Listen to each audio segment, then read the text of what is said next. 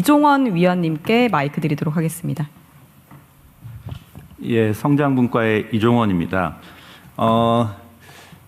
요 규제 행정 관련돼서 저는 이제 아주 작은 이슈긴 하지만 적극 행정에 대한 이슈를 갖고 한번 논의를 하고 싶고요.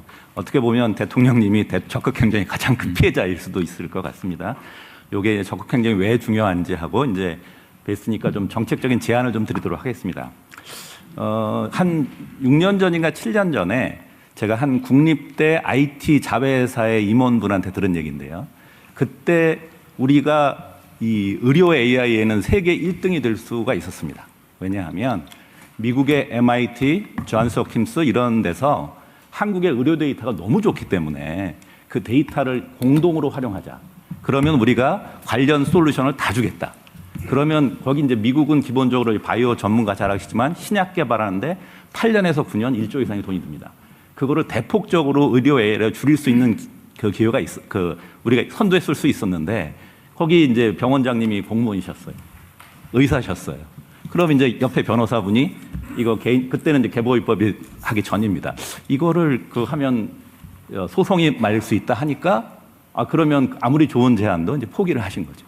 그게 뭐냐면 이제는 그 공무원들이 지키는 룰을 이렇게 하는 게 아니라 적극적으로 아까 네거티브로 패러다임을 바꾼다고 하셨는데 이제는 적극 행정, 특정 첨단 분야는 적극 행정으로 패러다임 바꿔야 된다라고 생각을 합니다.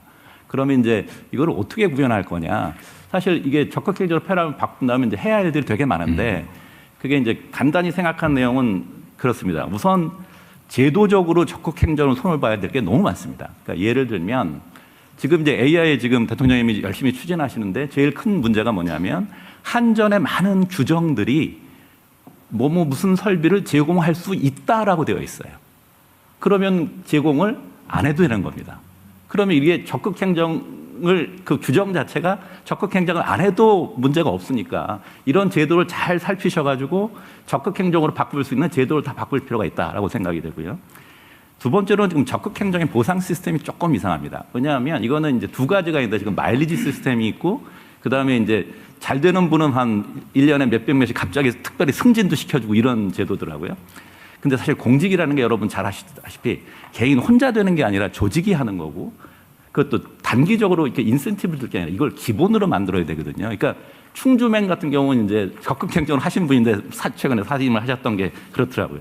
그래서 저는 이 기본이 되는 특히 첨단 분야에 있는 분들은 그 평가에 적극 행정을 기본 점수로 넣자. 그래야 사람들이 기본적으로 그걸 해야 될 거로 생각하지 특별한 일이 아니다라고 생각이 됩니다. 세 번째로는 이제 제가 이제 가르치는 내용인데 지금 특히 첨단 분야에 있는 분들은 이 교육하고 이것을 마인드를 확 바꾸셔야 된다고 생각합니다. 그래서 지금 중앙교육연수원에 많은 교육 프로그램들이 좋은 프로그램이 많은데 적극적으로 혁신, 기업가 정신, 변화 그리고 세상의 변화 이런 거 중국이 이제 한 20여 년간 그 번영을 했던 기반에는 그 중무원들 교육을 세계의 석학을 데리고 세상에 어떤 기회가 있고 어떻게 가야 된다는 그런 걸 가르치고 토론했다고 해야 합니다. 그래서 우리 이쪽도 교육 자체를 완전히 혁신을 발견하고 채용하는 그런 교육 과제로 좀 바꿔야 되니까 이게 잠깐 생각한 게 한 3가지 정도만 이걸 좀 체계적으로 한번 연구를 해서 고민해 볼 수 있다고 생각합니다. 아주 재미있는 말씀 해주셨네요. 실제 공무원들이 그 사회에서 얼마나 큰 영향을 미치는지는 우리가 과거에 우리 스스로도 경험했고 지금도 그렇죠. 근데 공직자들이 어떤 마인드로 공무에 임하냐는 정말 그 나라 운명을 결정할 정도로 큽니다. 지금 대한민국 공직사회가 사실은 매우 이제 억압적인 문화 속에서 절대 문제되는 일은 하지 말자. 정말 심각한 문제입니다. 제가 적극 행정을 하다가 국민들의 평가를 받아 이 자리에 오기도 했지만 또 한편으로는 그것 때문에 평생 고생하고 있잖아요. 수사, 감사 아무거나 열심히 하면 문제되고 열심히 안 하면 문제가 안 되는. 어쨌든 그 문제도 아주 좋은 지적을 해 주신 것 같아요. 네, 이런 거 얘기 좀 많이 좀 해주시면. 여기 인사혁신처도 와 있나요? 인사혁신처는 임명장 주고 가버리신 모양인데. 잘 나중에 전담. 국무조정실을 잘 챙겨주세요. 네. 네, 이번에는 민생분과에 계시는 박선규 위원님 맞으신가요? 네, 의견 부탁드립니다. 예, 안녕하세요. 민생분과 박선규 위원입니다. 저는 이제 규제 개혁위원으로 1년 반쯤 일하다가 지금 규제 합리화 위원으로 변경된 상태에서도 일을 할 수 있는 기회를 갖게 돼서 참 기쁘게 생각합니다.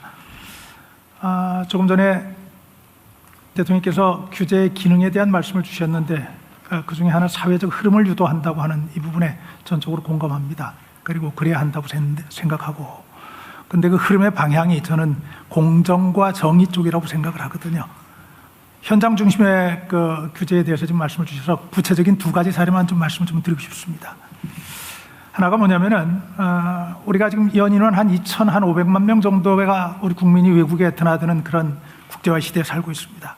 근데 그렇게 하다 보니까 항공 관련 사건들, 사고들이 꽤 많습니다. 피해 사례가 발생하는. 피해가 발생하면 당연히 구제가 돼야 될 텐데 구제가 잘 되지 않는 경우들이 많습니다. 특히 외국 항공사들이 그렇습니다. 규정은 있지만은 국내 지사를 두고 있는 항공사들의 경우에도 피해 사례는 현지 문제가 발견한 현지 항공으로 문제를 제기하라고 하는 규정들을 대부분 다 가지고 있습니다. 그리고 어렵게 영어로 또는 다른 특수어로 문제를 제기한다고 하더라도 그것이 언제 해결될지에 대해서는 누구도 알지 못합니다. 전적으로 그분들의 항공사의 손에 달려 있습니다. 이런 문제를 규제개혁위원으로 여러 차례 제기를 했었는데 해결의 기미가 보이질 않습니다.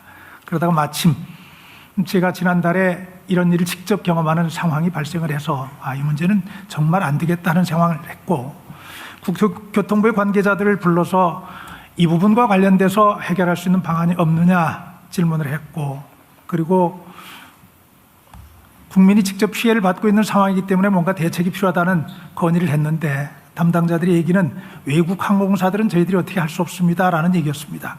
이해가 잘 안 되는 얘기였죠. 분명한 피해 사례가 있는데 외국 항공사이기 때문에 손을 댈 수 없다. 그럼 피해를 보는 국민들은 어떻게 해야 되는 것인가?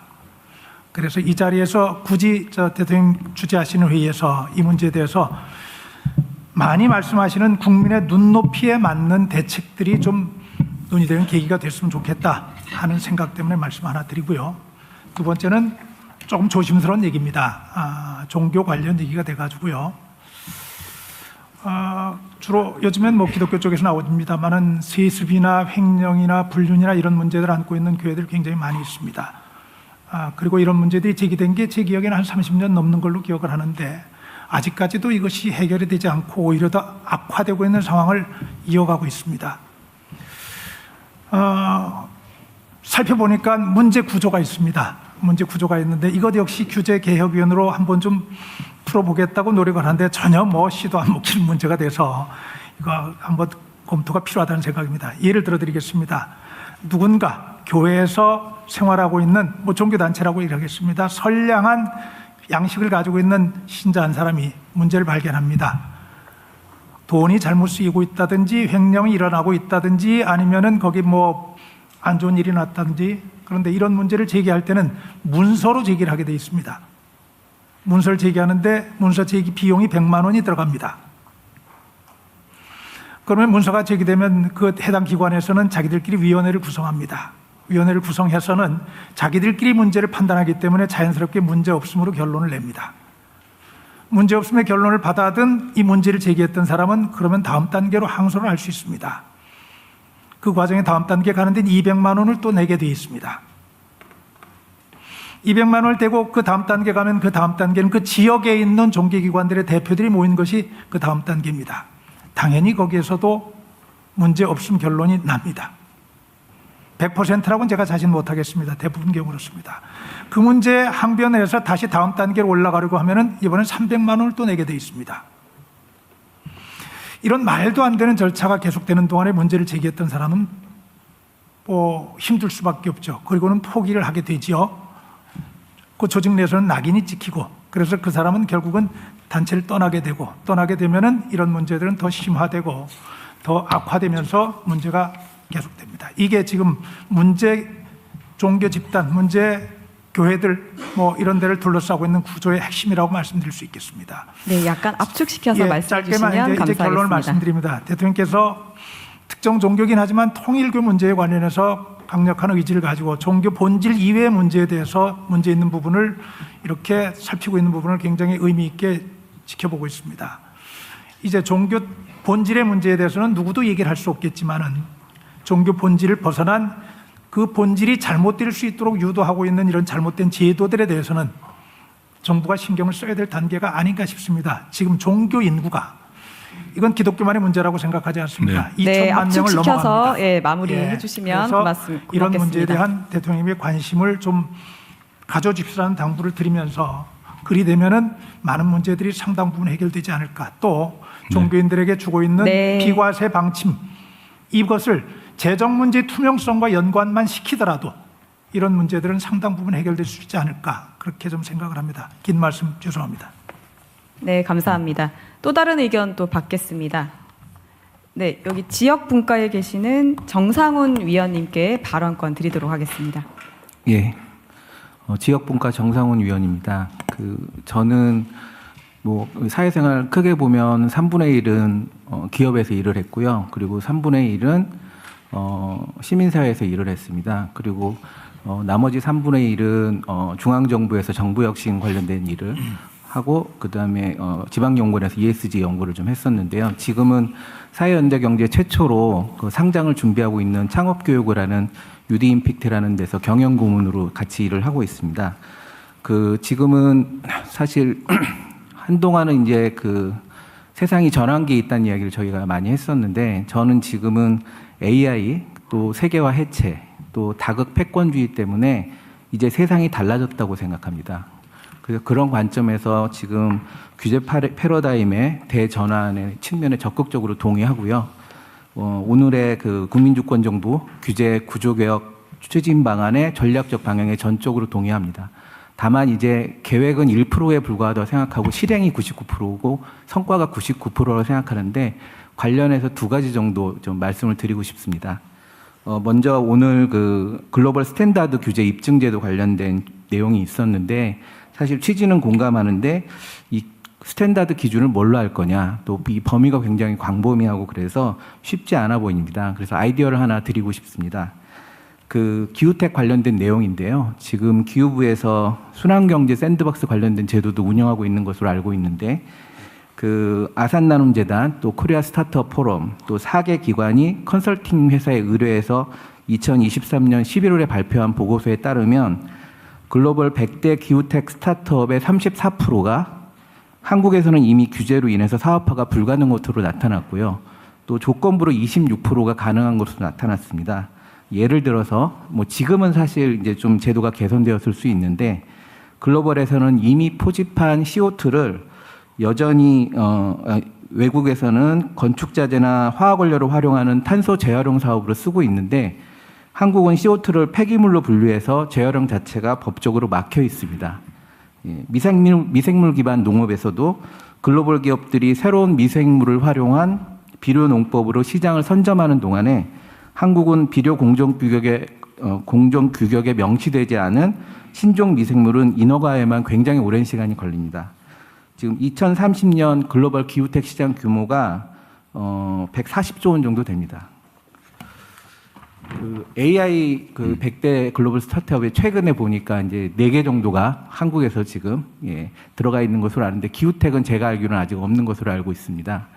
근데 글로벌 100대 스타트업은 글로벌 공인기관에서 여러 산업에서 발표를 하고 있거든요. 근데 기후텍만 아니더라도 100대 스타트업의 비즈니스 모델을 규제 정비의 표준 지표로 삼아가지고 글로벌 100대 스타트업 대비 한국의 규제 실태를 분석하고 잔존 필요성이 있는 규제는 소관부처가 직접 입증하게 하고 입증하지 못하는 규제는 폐지하는 방향으로 운영된다면 실질적으로 좀 성과가 나오지 않을까 그렇게 생각이 들고요. 그리고 두 번째는 결국은 속도와 조정이 국민이 체감하는 성과를 만든다고 생각합니다.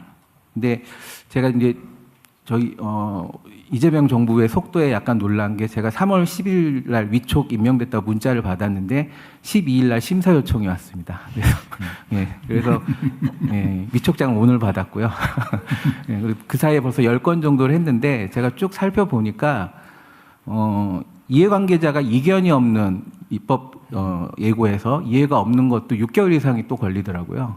그래서 지금 사실 제가 이제 들어와서 규제심사 전체 프로세스를 쭉 봤는데 굉장히 촘촘하고 깁니다. 예, 너무 당연한 얘기이기도 하지만 이해관계자 없거나 이 전체 프로세스를 좀 살펴서 좀 단축할 수 있거나 속도를 얼마나 빨리 낼 수 있을지도 굉장히 중요하다고 생각이 들거든요. 그래서 뭐 예를 들면은 애플이나 테슬라나 또 자라 같은 기업 같은 경우 보면 자라를 보면 보통 6개월에서 2년 정도 옷이 출시되는데 시간이 걸리는데 그 제품 설계 자체를 완전히 압축을 시켜가지고 2주 만에 그 옷들을 출시할 수 있게 그렇게 지금 소위 말해서 동시 병행 설계 방법론을 통해 가지고 애플도 마찬가지고요. 그래서 빠르게 제품을 만들어내기도 합니다. 그래서 그 정책 입안이 대충 구체화된 초기 시기에 사전 쟁점 확인 절차를 만들어서 규제위 그다음에 뭐 규제 영향 분석 담당 연구자 뭐 그 기타 부처들이 하루 정도만 모여서 어떤 게 주요 쟁점이 될지만 좀 확인할 수 있으면 좋겠다 이런 생각이 들고요.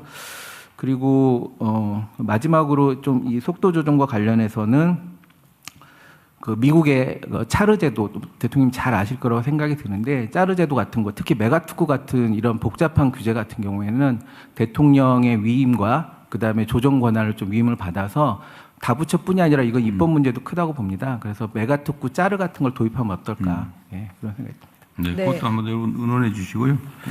그 저 박용진 부위원장이 하실 말.